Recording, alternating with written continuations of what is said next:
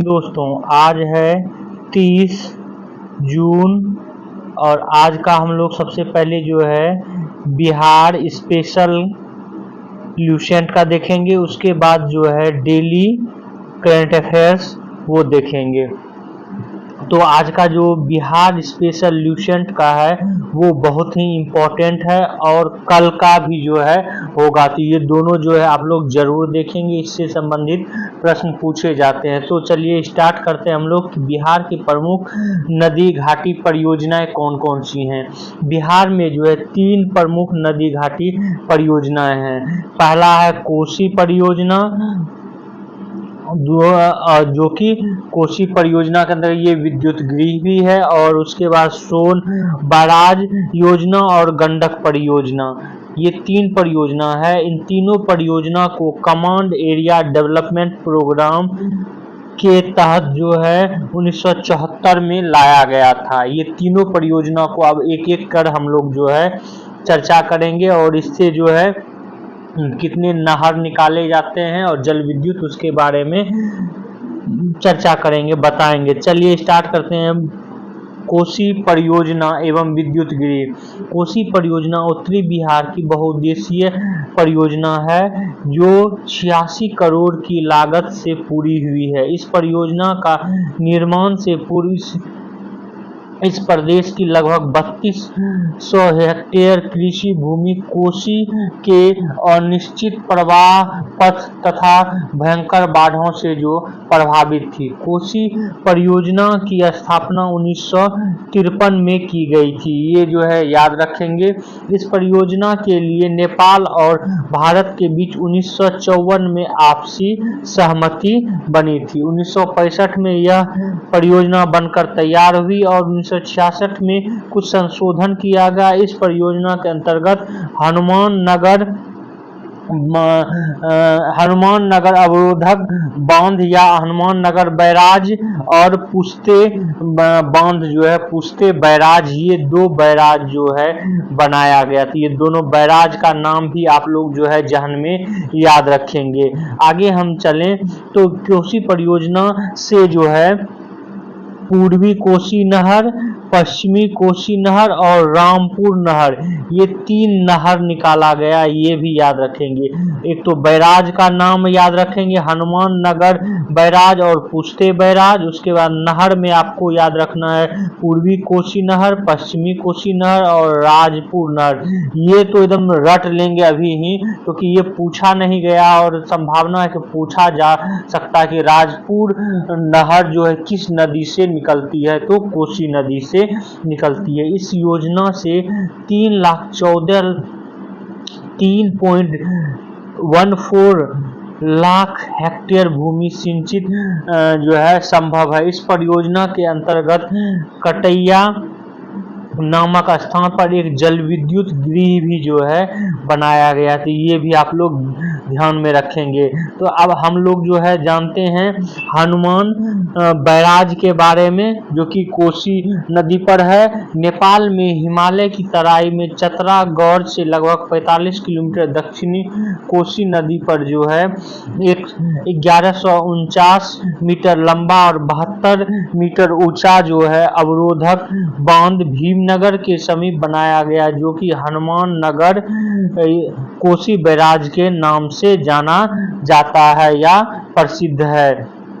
यहाँ हम बता दें इसके बारे में कि इसके समीप दाएं और भरदा तक 2458 मीटर और बाएं और भीमनगर तक 1895 मीटर 2 लंबे बांध का निर्माण किया गया। हनुमान नगर अवरोधक बांध के दोनों किनारे पर जल निस्सरण हेतु ऐसे संयंत्र की व्यवस्था है जिससे दाएं किनारे पर जल अधिकतम प्रवाह 11.9 हजार किलोमीटर तक, बाएं किनारे पर 28.9 हजार किलोमीटर प्रति मिनट जो है होता है जल का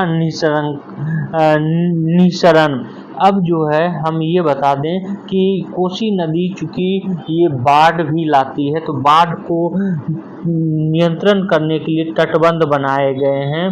हनुमान नगर अवरोधक बांध से दोनों ओर बिहार के मैदान क्षेत्र में नदी के समांतर मिट्टी का तटबंध कोसी के निरंतर परिवर्तित मार्ग में स्थिर रहने के लिए निर्मित किया गया है। दाएं किनारे पर भरदा से घोंघेपुर तक तटबंध बनाया गया है, करीब 124 किलोमीटर का। वहीं निर्मली बाएं किनारे पर भीमनगर से कोपरिया तक बांध की बनाया गया है, जिसकी लंबाई जो है 146 किलोमीटर है। साथ ही भीमनगर के बांध जोड़ा तक 32 किलोमीटर लंबा अभिवाह बांध भी बनाया गया है। इन बांधों के अतिरिक्त महादेव, मरू, डलवा, निर्मली तटबंध बनाए गए, जो नदियों के तट के क्षय एवं अपरदन के अतिरिक्त लगभग 2,65,000 हेक्टेयर क्षेत्र को बाढ़ से सुरक्षा प्रदान करता है। अब हम लोग आते हैं कोसी नहर पर। कोसी नदी पर ही जो है हम लोग ये बांध देख लिए हैं। अब हम लोग नहर कौन कौन से हैं ये इम्पोर्टेंट जो है पूछे जाते हैं और पूछे गए भी हैं। तो कोसी नदी के पूर्व तथा पश्चिम किनारों पर नहरों का निर्माण किया गया है। बिहार के सहरसा, सुपौल, पूर्णिया, अररिया, कटिहार, दरभंगा, मधुबनी, खगड़िया एवं नेपाल के सप्तरी जिले की लगभग 26 लाख हेक्टेयर भूमि जो है इससे सिंचाई होती है, इससे सिंचित होती है। कोसी परियोजना से जो नहर निकाले गए हैं वो मुख्य रूप से 3 नहर हैं। पहला है पूर्वी कोसी नहर, पश्चिमी कोसी नहर दूसरा, और तीसरा राजपुर क्रम की नहरें हैं। एक एक करके हम इन नहरों के बारे में चर्चा करेंगे और साथ ही जो है इसको हम इस डायग्राम के माध्यम से समझेंगे, जिससे कि जहन में जो है बैठ जाए। तो पूर्वी कोसी नहर यह हनुमान अवरोधक बांध की बाएं किनारे से निकली जाने वाली पूर्वी कोसी नहर क्रम से जानी जाती है, जो पूर्णिया, अररिया, सुपौल, सहरसा जिले को की 5.69 लाख हेक्टेयर कृषि भूमि को प्रतिवर्ष जो है सिंचित करती है। तो इसी को जो है डायग्राम से यहाँ पर देखें। यहाँ पर जो है कोसी, ये कोसी नदी हुआ और इस कोसी नदी के यहाँ पर जो है एक बांध है, हनुमान नगर बांध, और इसी बांध से जो है एक निकला हुआ है नहर, और इस नहर को जो है कहा गया है, चूंकि ये पूर्व में है तो इसलिए पूर्व, ये कोसी नदी आ रही है, कोसी नदी का इस भाग पूर्व है और ये भाग पश्चिम है। तो कोसी नदी के पूर्वी कोसी नहर जो है बोला जाता है, और इससे सिंचित कौन सा क्षेत्र होता है? अररिया, पूर्णिया, और उसके बाद सहरसा का कुछ भाग, सुपौल का कुछ भाग, ये जो है इससे सिंचित होता है। तो ये जहन में आप लोग याद रखेंगे। वहीं पूर्वी कोसी नहर की कुल लंबाई जो है 43.5 किलोमीटर है, पर अपनी शाखाएं मुरलीगंज, जानकी नगर, पूर्णिया, अररिया तथा अन्य दूसरी जल वितरक प्रशाखाओं सहित इसकी कुल लंबाई 3038 किलोमीटर हो जाती है। पूर्वी कोसी नहर के अंतर्गत फुलकाहा वितरक शाखाएं शामिल है। मुख्य पूर्वी नहर बिहार नेपाल सीमा के बीच फैली 32,000 हेक्टेयर भूमि को सिंचित करती है। हालांकि ये ज़्यादा इम्पोर्टेंट नहीं है। अब हम लोग देखते हैं पश्चिमी कोसी नहर। पश्चिमी कोसी नहर क्रम का मुख्य उद्देश्य बिहार के दरभंगा, बेगूसराय तक जो है 3,10,000 हेक्टेयर तथा नेपाल के सप्तरी जिले की 28,000 हेक्टेयर भूमि को सिंचाई की सुविधा प्रदान करना है। इस काम के लिए 113 किलोमीटर लंबा नहर का जो है विकास किया गया है। तो हम लोग देखते हैं यहाँ पर, ये देखिए एक डायग्राम में कि ये हो गया, ये पश्चिमी कोसी नहर, और इस क्षेत्र में आप देख सकते हैं कि दरभंगा, समस्तीपुर और यहाँ तक कि बेगूसराय यहाँ आ जाता है। बेगूसराय इन सब क्षेत्रों में जो है इससे सिंचाई होती है इस नहर से। इसके बारे में हम ये भी आपको बता दें, इस क्रम में मुख्य शाखा हनुमान नगर अवरोध के दाईं ओर से निकाली गई है, जबकि हम लोग पूर्वी जब देखते हैं पूर्वी कोसी नहर जो है वो हनुमान नगर अवरोधक बांध हनुमान नगर बैराज के जो है बाईं तरफ से निकाली गई है, और जबकि पश्चिमी कोसी नहर जो है वो हनुमान बैराज के दाईं तरफ से निकाली गई है। तो ये स्टेटमेंट के तरह जो है पूछा जाएगा बिहार के एग्जामों में, तो आप लोग जो है ये भी ध्यान में रखेंगे। इसमें नहरों के अतिरिक्त नेपाल के बांध जोड़ा के समीप चतरा नामक नहर निकालकर बेगूसराय जिले की भूमि पर जो है सिंचाई की गई है। अब जो है तीसरा नहर जो है कोसी नदी पर वो है राजपुर नहर। हनुमान नगर के बाएं किनारे से निकाले जाने वाले इस नहर क्रम का विस्तार पूर्वी कोसी नहर और पूर्वी बाढ़ तटबंध के मध्यवर्ती क्षेत्र पर विस्तृत है। राजपुर नहर के अंतर्गत एक शाखा राजपुर तथा 4 उप शाखा में मधेपुरा, सहरसा, सुपौल के क्षेत्र को जो है सिंचित करता है। सिंचाई तथा बाढ़ नियंत्रण की सुविधा के अतिरिक्त बांध के समीप कटैया नामक स्थान पर 20,000 किलोवाट क्षमता वाले जल विद्युत गृह का निर्माण किया गया। इस विद्युत गृह में 5-5 हजार किलोवाट बिजली उत्पादन करने वाली 4 इकाइयां भी लगाया गया है। इस तरह हम लोग जाने कि नहर, बांध और सिंचाई की व्यवस्था जो है, विद्युत की व्यवस्था जो है इससे की गई है कोसी नहर से। अब अगला आते हैं सोन नहर पर। सोन नदी आप लोग जो है ये देख रहे हैं इस सोन नदी को, और सोन नदी से भी जो है आरा और उसके बाद जो है बक्सर आदि क्षेत्रों में, सासाराम आदि क्षेत्रों में जो है सिंचाई की व्यवस्था की गई है। सोन नदी विंध्याचल पर्वत की उत्तर पूर्वी ढाल से गुजरती हुई बिहार में प्रवेश करती है। बिहार में डेहरी के समीप इसका जलग्रहण क्षेत्र लगभग जो है 26,608 वर्ग मील है। इन नदियों पर 1968 से 74 ईस्वी के बीच पहला एनीकट निर्मित किया गया था, जो नहरों की खासकर रबी फसलों की सिंचाई के लिए भोजपुर, रोहतास, गया, औरंगाबाद, पटना जिलों के लिए जो है उपलब्ध कराता है जल। तो इसको जो है ये निर्मित किया गया था। सोन बैराज, यहाँ पर ये भी बता दें कि भारत का सबसे बड़ा जो है नहर, सबसे पुराना आधुनिक नहर में जो है सोन नदी का ही आता है, सोन नदी का। चलिए तो आगे देखते हैं। सोन बैराज के बाईं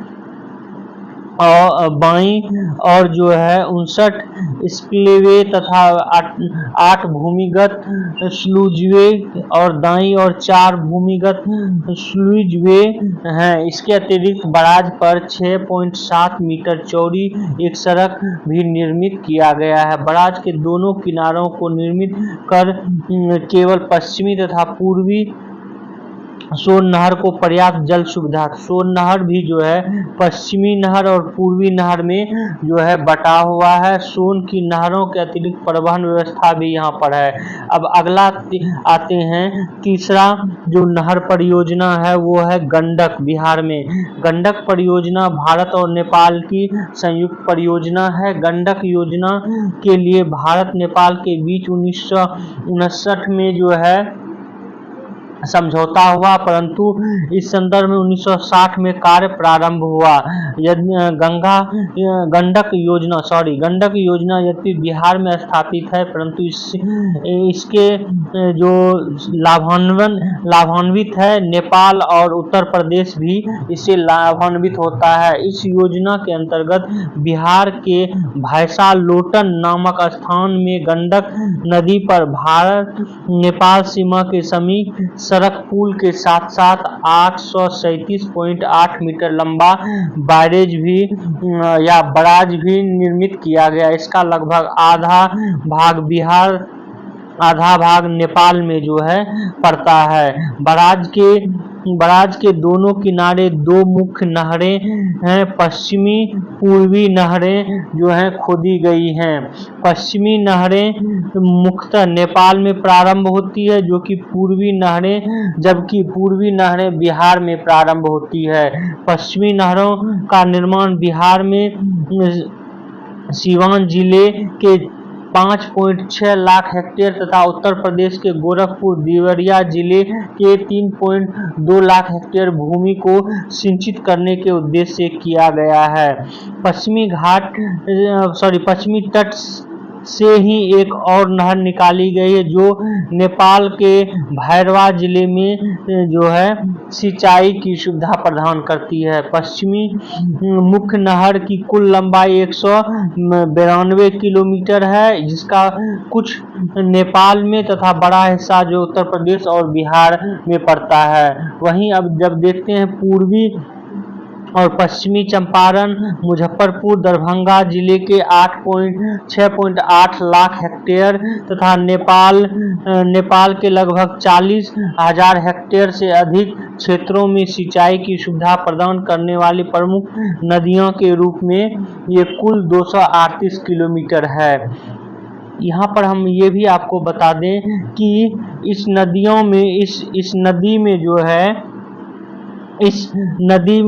नदी में एक और बड़ा नहर जो है वो है त्रिवेणी नहर। ये जो है बार बार पूछा जा चुका है कि त्रिवेणी नहर किस नदी पर है, तो त्रिवेणी नहर जो है ये गंडक नदी पर है, ये याद रखेंगे। और ये पश्चिमी चंपारण जिले में स्थित त्रिवेणी नहर गंडक के बाएं तट से जो है निकाली गई है। यहाँ पर हम आपको ये भी बताते चलें कि फिलहाल राज्य में 18 वृहद परियोजनाएं हैं। इसमें पश्चिमी कोसी नहर, अपर क्यूल जलाशय, अजय बराज, बटेश्वर स्थान फेज आदि जो है सम्मिलित हैं। जहाँ तक सिंचाई की बात होती है तो बिहार में जो है बड़ी सिंचाई योजना, मध्यम सिंचाई योजना और छोटी सिंचाई योजना है। बड़ी सिंचाई योजना, इनमें परियोजनाएं शामिल होती हैं। इनके नियंत्रण में एक 10,000 हेक्टेयर से अधिक कृषि योग्य क्षेत्र होते हैं। मध्यम सिंचाई योजना, इनमें वे परियोजनाएं शामिल होती हैं जिनके नियंत्रण में 2,000 से 10,000 हेक्टेयर कृषि योग्य क्षेत्रफल हो, और छोटी सिंचाई योजना में जो है 2,000 से कम क्षेत्रफल जो है इसमें रहता है। राज्य में तीनों सिंचाई योजनाओं के तहत कुल 117 लाख हेक्टेयर चरम सिंचाई क्षमता जो है अनुमानित है। कल हम लोग बिहार के उद्योग धंधे देखेंगे, ये भी बहुत इंपॉर्टेंट है और इससे ज्यादातर क्वेश्चन पूछा भी गया है, तो इसको बारे में कल देखेंगे। आज जो है अब हम लोग करंट अफेयर्स जो है डेली करंट अफेयर्स के अंतर्गत देखते हैं। तो डेली करंट अफेयर्स के अंतर्गत जो है पहला करंट अफेयर्स है कि भारत जो है T20 विश्व कप विजेता बन चुका है। भारत ने 7 विकेट से दक्षिण अफ्रीका को जो है हराकर इस टूर्नामेंट में जो है T20 विश्व कप दूसरी बार जो है जीत लिया है। पहली बार T20 विश्व कप 2007 में भारत जीता था, उसके बाद जो है 2024 में जो है दूसरी बार T20 वर्ल्ड कप जीता है भारत। वहीं जो है वनडे वर्ल्ड कप जो है 1983 में पहली बार जीता था भारत, और 2011 में जो है दूसरी बार जो है भारत वनडे विश्व कप जो है जीता था। यहाँ पर हम आपको ये भी बता दें कि इस जो ये मैच हुआ था, ये मैच वेस्ट इंडीज देशों में जो है हुआ था, और इसमें जो है सबसे ज्यादा रन विराट कोहली ने बनाया, जिनको मैन ऑफ द मैच जो है दिया गया था।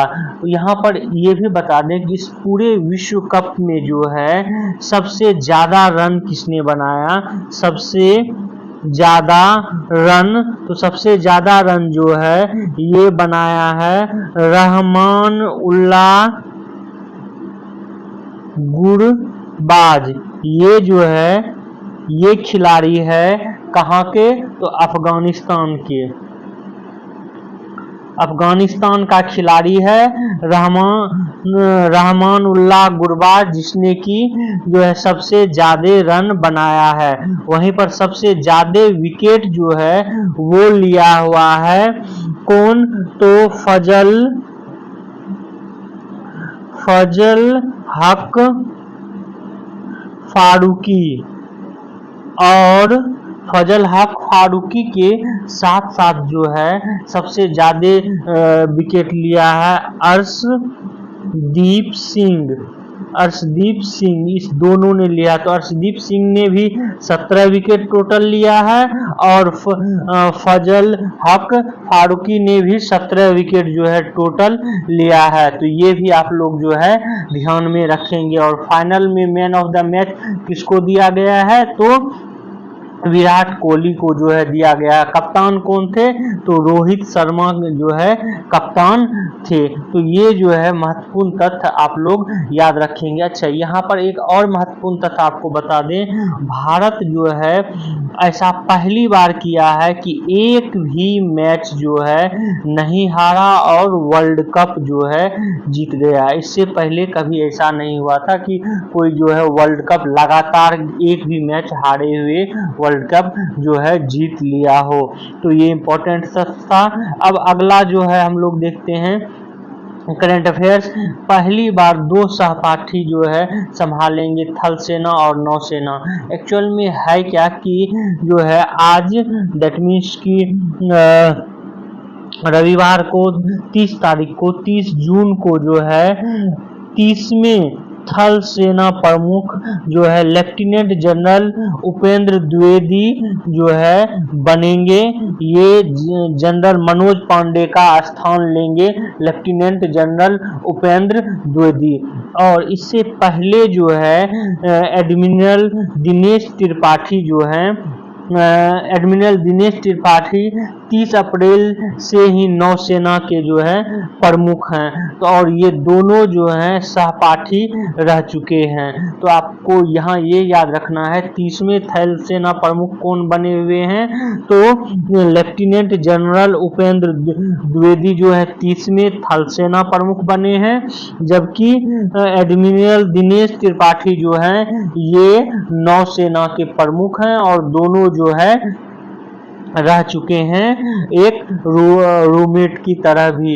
यहाँ पर ये भी आपको बता दें NS राजा सुरमनी जो है थल सेना के उप प्रमुख की जिम्मेवारी संभालेंगे। ये भी आपको पहले बता चुके हैं। यहाँ पर आपको 1-2 तथ्य और भी बता दें कि लेफ्टिनेंट जनरल द्विवेदी जो है थल सेना के 30वें प्रमुख होंगे और 1 जुलाई 1964 को जो है लेफ्टिनेंट जनरल द्विवेदी का जन्म हुआ था और 15 दिसंबर 1984 को सेना की जम्मू एंड कश्मीर राइफल्स में जो है ये शामिल हुए थे। लगभग 40 वर्ष की अपनी लंबी एवं विशिष्ट सेवा के दौरान पदों पर कार्य किया है।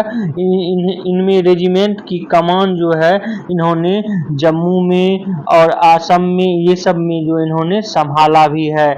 आगे आज का करंट अफेयर्स देखते हैं। आज का अगला करंट अफेयर्स है रिमपैक जो है एक समुद्री अभ्यास है जो कि पर्ल हार्बर जो कि अमेरिका के हवाई द्वीप पर पड़ता है वहां पर हो रहा है।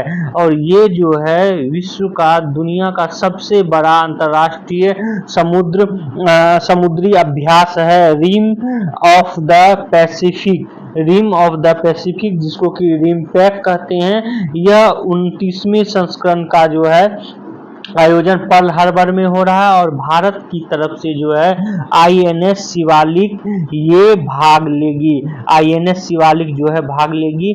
और यहाँ पर हम आपको ये भी बता दें कि इसमें जो है भारत के अलावा Australia, Belgium, Brazil, Brunei, Canada, Chile, Colombia, Denmark, Ecuador, France, Germany, Indonesia, Italy, Japan, Malaysia, Mexico, Netherland, New Zealand, Peru, दक्षिण Korea, Philippines, Singapore, Sri Lanka, Thailand, Tonga, United Kingdom, America आदि जो है देश इसमें शामिल हैं।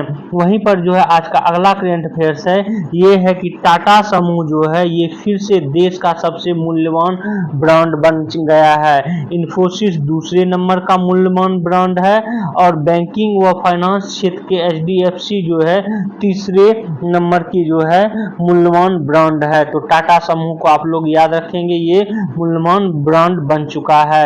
आज का अगला करंट अफेयर्स है और अंतिम करंट अफेयर्स है, ये है बोलिविया में जो है तख्तापलट करने की कोशिश की गई थी।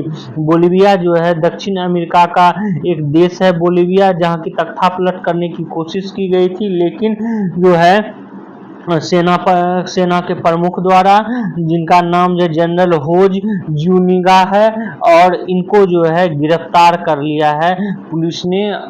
तो हाल ही में यहाँ ये याद रखना कि हाल ही में किस देश की जो है सेना द्वारा तख्तापलट की जो है कोशिश की गई, तो बोलिविया में। तो आज का करंट अफेयर्स इतना ही था। आप लोग हमारे इस वीडियो को शेयर करें, सब्सक्राइब करें और बेल आइकन को जो है जरूर दबा लें। Thank you for watching this video.